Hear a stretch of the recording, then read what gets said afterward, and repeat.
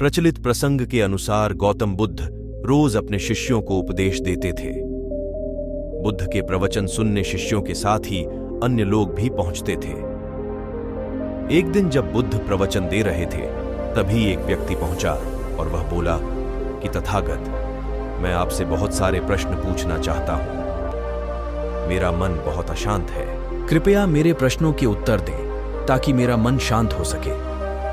बुद्ध ने उससे कहा कि मैं तुम्हारे प्रश्नों के उत्तर जरूर दूंगा, लेकिन तुम्हें 1 साल तक मौन धारण करना होगा। 1 साल के बाद तुम जो भी पूछोगे, तुम्हें उसका उत्तर जरूर मिल जाएगा। उस व्यक्ति ने कहा कि 1 साल बाद आप मेरे प्रश्नों के उत्तर अवश्य देंगे ना? बुद्ध ने कहा कि मैं अपनी बात का पक्का हूं, तुम्हें सारे प्रश्नों के जवाब दूंगा, लेकिन 1 साल बाद। बुद्ध की बात मानकर उस व्यक्ति ने मौन व्रत धारण कर लिया। धीरे धीरे वह मौन की वजह से उसका मन एकाग्र होने लगा। वह ध्यान में उतरने लगा। मन भी शांत होने लगा। उसके सभी प्रश्न खत्म होने लगे। 1 साल बीत गया। समय पूरा होने के बाद बुद्ध ने उस व्यक्ति से कहा कि अब तुम अपने सभी प्रश्न मुझसे पूछ सकते हो।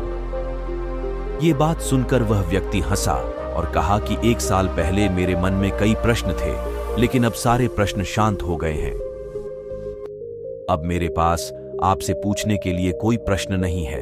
बुद्ध ने उस व्यक्ति से कहा कि जब तक हमारा मन शांत नहीं है, मन में ढेरों प्रश्न उठते रहते हैं। उसकी परेशानियां बनी रहती हैं। अज्ञान और भ्रम की वजह से हमारा मन प्रश्नों के उत्तर तक पहुंच ही नहीं पाता है। कुछ समय मौन धारण करके हम हालातों को समझेंगे तो सारे प्रश्नों के उत्तर स्वतः ही मिलने लगते हैं।